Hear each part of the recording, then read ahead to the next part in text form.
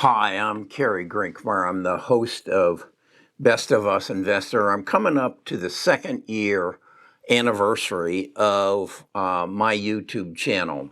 Started it basically about November the 11th when I started talking about investing in stocks. And my attitude has changed and my strategy has changed dramatically over those 2 years. Prior to that, I was a retired financial advisor. I actually retired in '05, and my attitude or my strategy for investing has changed dramatically from what I was doing as a financial advisor. I basically have built my investment strategy around this chart here. It is basically, it says that the market is driven by events, and those events create opportunities for undervalued stocks to grow exponentially in value. And it's an area that Wall Street doesn't really get involved in because Wall Street is more attuned to earnings and short-term growth of stocks. They want to know if you made your earnings for this quarter, and then they base their investments on that. They also have to be aware that they can't talk or recommend high risk stocks. They can't survive if they go wrong. So I've learned some new words. Dead money. We were doing a video conference every Friday. I talk to my tribe, and we talk about the market. And the phrase came up, dead money. Kerry, you're investing in genome sequencing and genome editing and things that are going to happen in the future, like 3D printing. And while we invest in that, that money's dead until it actually then matures, the stock matures and turns into what you believe it will be. And so that was a new word. Yesterday, I did a video on Netflix or Netlist, and Jacob used the word, he used undervalued stocks and lottery stocks, meaning that if you're right, you win the lottery. These were phrases I hadn't heard. But I thought I need to address that because this is exactly what I do. I try to find the stock that is going to change or the event that is going to change the way I live, and then the stocks that are going to facilitate that change, and those stocks that are undervalued by the market at this time, but have some potential for some huge payoffs. Now, they're lottery stocks in that if they don't turn out, you got just a lottery ticket that isn't worth anything. But I think if you interject some education and if you work as a team, like I say, the tribe, and you get help from other people, you can win at this game and you can win extremely big. So again, I look at it from events and then the financial end of it, the amount of money that is available to finance the change that I'm saying, and I can go back in history and substantiate that this works. Again, the internet revolution, the e-commerce revolution, the social media and mobile phone revolution, the big data revolution, the EV revolution, and now we're at what I believe is the medical cure revolution, and they bring manufacturing, broken supply chain revolution, and that's how I invest. And so today I want to do a video and basically go back and show that if you invest this way, and if you have the time, Jillian made the statement in the comment yesterday on my Netlist video, if we live long enough to come to the fruition of what we believe is going to happen, if we live long enough. Well, Jillian, I'm 77 years old. I think I'm going to live long enough to see the genome sequencing, the biotech revolution happen. I believe I'm going to live long enough to see manufacturing brought back to the United States and 3D printing. And then I also believe I'm going to live long enough to see the metaverse. And so that's how I invest. But I want to explore this dead money concept a little bit further and see if it would have worked and see if we can build a timeline that how long our money will be dead if we invest in these future undervalued stocks. So that's what I want to talk about today. I have to tell you, I'm not your financial advisor. I'm here, I think more and more, I'm here to share education, not so much entertainment. I'm not very entertaining, but I'll be right back. Best of Us Investors presents Carrie Griegmeyer. Okay, the first thing I want to do is look at some stocks that were dead money and see how long it took for that money to come to life. And the first one I want to look at is Apple, because Apple and Microsoft were two stocks that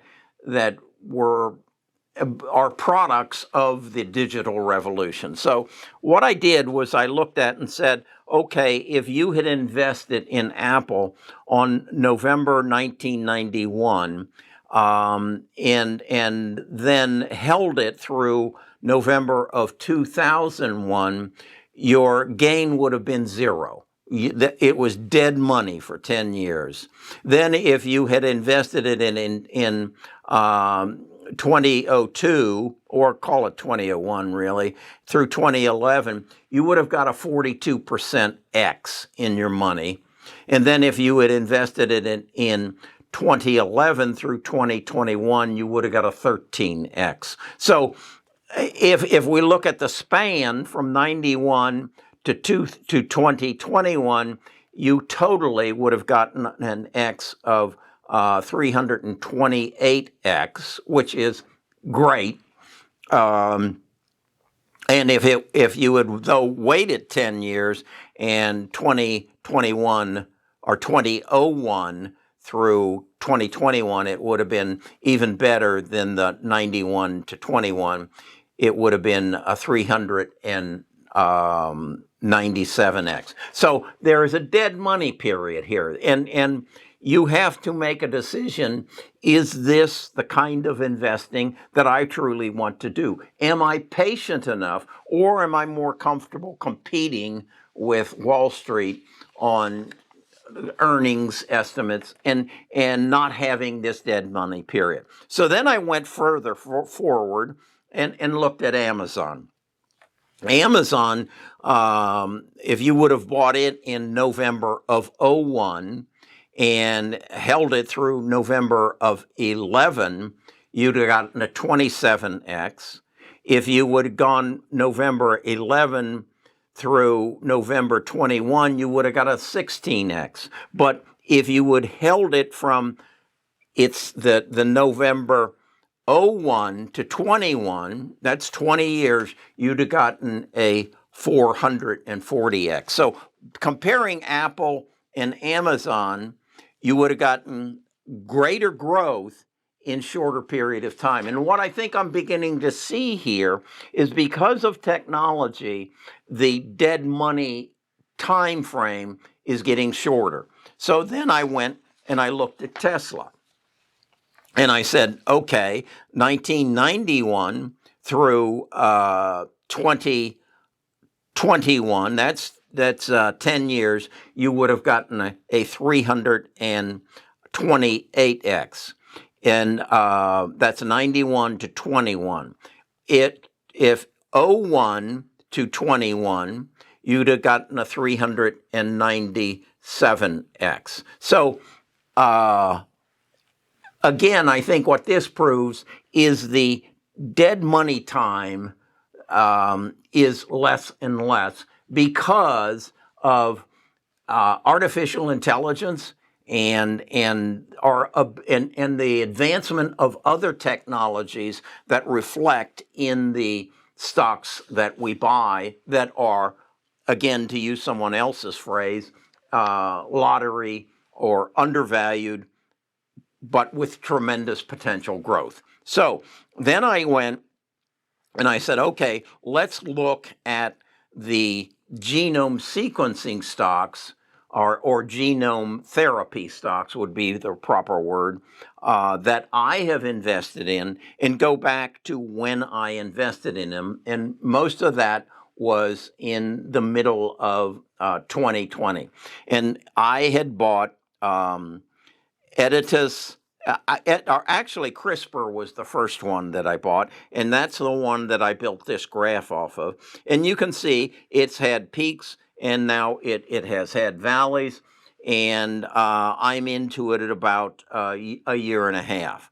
I also then bought Nutella, and you can see it actually has spiked, and I'm up some 200% on that. Do I think that's the maximum? No. No, I think these stocks are easily going to be the 400x's of this basic industry. So and then I own Beam, I own Editus, I own Caribou, and I own then the genome sequencing, as well as these are the genome editing. So are they dead money? At some level, depending on when you got in. But if you believe that genome editing, that we are going to be able to put a needle in our arm and go in and take the genome mutations out of our body that give us a propensity to have cancer, sickle cell anemia, childhood blindness, certain liver conditions, certain heart conditions. If you believe that that is going to happen, and it's going to happen in your lifetime, then this dead money will turn into exponential growth. Now, what you got to be willing to do is to sit and wait, because you can't alter it. It's not within your ability any more than Apple's development was in your ability, or Amazon's, or Tesla's. You've just got to believe in the science and the potential of what's going to happen. If you do, then this is an educated lottery. Now, Nick asked me in our Friday meeting, Nick is one of our tribe members, how do you know which ones of these carry, whether it's a Nutella, whether it's Beam, CRISPR, Editus, Caribou, or something else? How do you know that those are the ones that are going to succeed? Well, they're all working in the same area of science. I believe that each one is choosing a different niche within the healthcare area, whether it be cancers, heart disease, Alzheimer's, liver. They're all seeking a niche and developing a therapy for the niche that they want to go after, and they make that decision based on their knowledge. So it comes down to, in my mind, I'm not really investing in the company as much as I'm investing in the people, much as I invested in Jeff Bezos rather than in Jeff Owens, who wanted to be in e-commerce, but he didn't have the capability that Jeff Bezos. I'm investing in Bill Gates and Steve Jobs. So I need to know the people. I need to know the skills and the talents behind it. So one of the things that helped me in identifying the people was Walter Isaacson's book, The Code Breaker. And Walter goes through and tells the story of Jennifer Doudna, and she is the Nobel Peace Prize winner, along with Emmanuel Carpentier. So they are the smartest people in the room. Now, in this book, I identify other names who are some of the smartest people in the room. And those are the people that then own these or are instrumental in these other companies. Now, you've got to understand that these people are scientists. if you go to Caribou's main office and you go in and knock on the door and say, I'm here to see Jennifer Doudna, she's probably not there. She's a scientist. She's still working in her laboratory at UCLA, and she's advancing the knowledge and then using it to support the entities that she's involved in. She used to be involved with Editis. Emmanuel is involved with CRISPR. And so they're they're doing the clinical trials, and the financial entity that will benefit from their discoveries are these companies. So I invest in the individuals, and I have identified those. If this is something that you want to go beyond, because I think there's too many of us who just think, I'm going to just go to YouTube and somebody's going to tell me from their knowledge which stocks to buy. I think that's damn foolish. I think if you're going to play the lottery, and that's what I'm doing, if you're going to play the lottery, then educate yourself. Read this book. It's a $30 investment and your time. And then I would also suggest you read this book, Lifespan by David Sinclair. It's probably a $29 investment. And then I would suggest you read The Kraken Creation. Again, it's going to tell you the names, and it's going to familiarize you with the science. Don't depend on me. That's just foolish. I'm here to educate you as to how to educate yourself. And then I'm willing to share my knowledge with you. Now, I'm also willing to expose you to other people who are willing to educate themselves as a part of our tribe. And that's the way I think we should invest. I don't think we should, any of us, try to do this on our own. We're just not that smart. Learn from each other. So that's what I propose. If you want to be a part of it, you go to bestofusinvestors.com, you give me your name and your email address, and you join our tribe. And then you come to our Friday calls. If you can't make the Friday calls, we post them, you can access them, and you learn from the team. And that's what I'm trying to do. So this was my answer to the question of dead money. This was my answer to Jillian, who asked me, will we live long enough? I think we will. Just the comparison is how long it took Apple to reach its potential compared to how long it took Tesla to reach its potential, just shrunk dramatically. It shrunk from 30 years to 3 years. Okay? So I believe that I will see the fruits of my investments within the next 3 to 5 years in genome sequencing. And it's going to be a lottery winning. It's going to be cashing in multiple tickets for the lottery. And then I think I will do the same thing in 3D printing and the metaverse. That's how I invest. If that appeals to you, give it a thumbs up, subscribe to the channel, and come join our team. Let's get 500,000, 1 million minds working together, playing the long game. Okay, that's what Best of Us Investors is all about. That's what Carrie Grinkmeyer is all about. You tell me in the comments, what are you all about? What are you looking for here? All right, I'll talk to you again tomorrow. I'm quite sure.